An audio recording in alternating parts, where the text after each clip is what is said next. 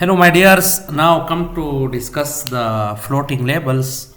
So, floating labels means creating labels that can flow on your input. Okay, so let's see the simple example. This is email address.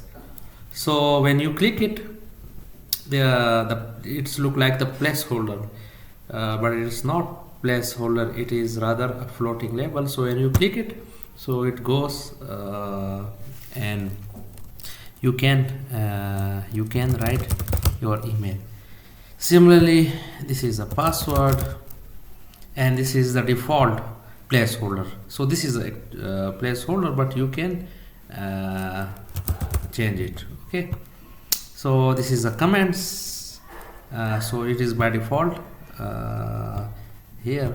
Okay, so this is comment section text area, but with more height, and this is works with selects. So open this select menu, so you can select. So you can see email address, password, input with value.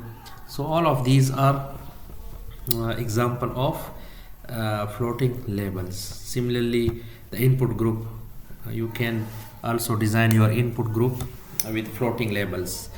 So one by one we come and see the code. So let's see the first code. So the code is already written, and you can see inside body. So this is the first. We write a break for your easiness. Okay, so let's see. So inside div we have defined the class. So you have to write the form floating. Just write form floating, and then inside we have input and label. So whenever you design some input and label inside the form and you don't write this class, and you are not calling any bootstrap library, so by default this one and this one is considered as a separate first input and then label. Now when you take form floating class, so this label is float on the input. So what is this? This is actually the email address. You can see this is the email address that flows over the input. So rest is same, and this label is for this ID. The ID is for what is ID? ID is a unique identifier for some text or anything, any element. So this one should be different from this ID, but the class is same. So you can see the class of this all of these inputs are same. MB3 actually shows the margin bottom. Okay, so this is for margin setting. Then we have this div with the type. So here the type is email. Here we have only one change, two changes. One is the type, which is password rather than email, and then ID is unique, and obviously then we have a password as a label. Here we have email address, and we have placeholder also. Placeholder, you can see here, this is placeholder. Okay, so placeholder is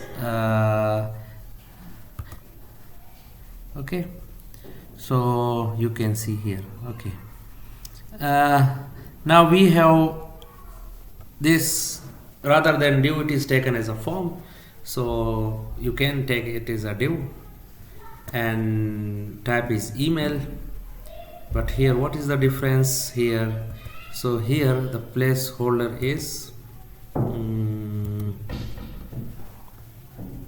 name@example.com, and here value is, so here value is test@example.com. so you have only one change. So if we put here a value along with these placeholders, so it will be all shown there. Similarly, same form floating text area. So we have defined properly, text area rather than input. And the class is, remember that class of all the input is form control, but the div element or form element class will be form float. So this means these two will be merged together, and this one label will be flow on the this input. And similarly all the text area, text field will be, class will be form control. Okay, so here it is text area, and here the end one, this one is also text area but with the defined height. So you can see style height 100 pixels. Then we have select. So div is a class floating, no change, and then we have label float over this for this form float select. So the class is form select rather than form control.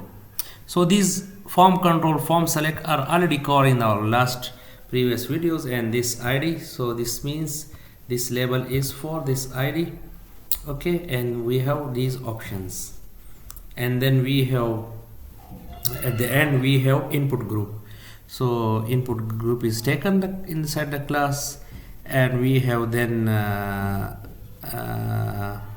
you can see here the rest of thing is same. Okay, so you just have to include here the input group. Okay, and then we have class form control.